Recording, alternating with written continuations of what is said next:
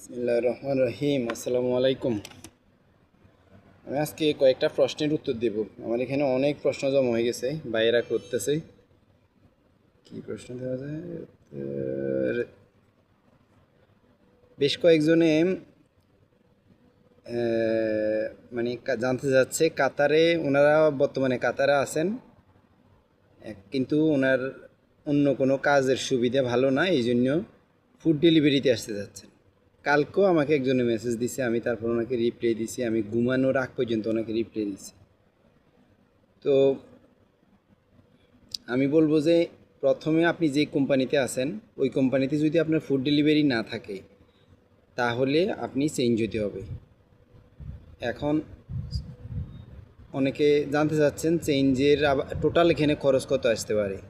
তো আপনি চেঞ্জ হলে কোম্পানির 2250 টাকা প্রথম চেঞ্জ হইতে লাগে, যদি আপনি প্রথম চেঞ্জ হন এটা। আর যদি আপনি এর আগেও চেঞ্জ হয়েছেন, এখন দ্বিতীয় চেঞ্জ, তাহলে আপনার 2250 প্লাস 500, প্রত্যেকবার 500 যোগ হবে, তাহলে 2750।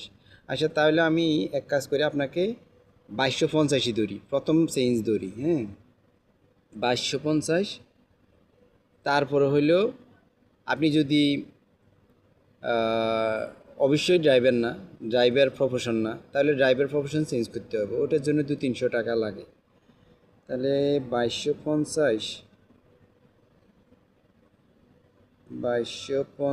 প্লাস 300 টাকা ধরি। হ্যাঁ, তারপরে আপনি ওই কোম্পানিতে এসে এবার আইডি লাগাইতে হবে।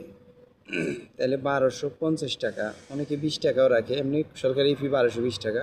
আচ্ছা, 50 টাকাই ধরি। তারপরে আপনার স্কুলে ভর্তি করাবে। আপনি লং টাইমে পাবেন নাকি শর্ট টাইমে? লং টাইম হলে আপনার ওই কোম্পানির সাথে যে স্কুলে ভর্তি করাবে ওইটার সাথে এগ্রিমেন্ট আছে কি না।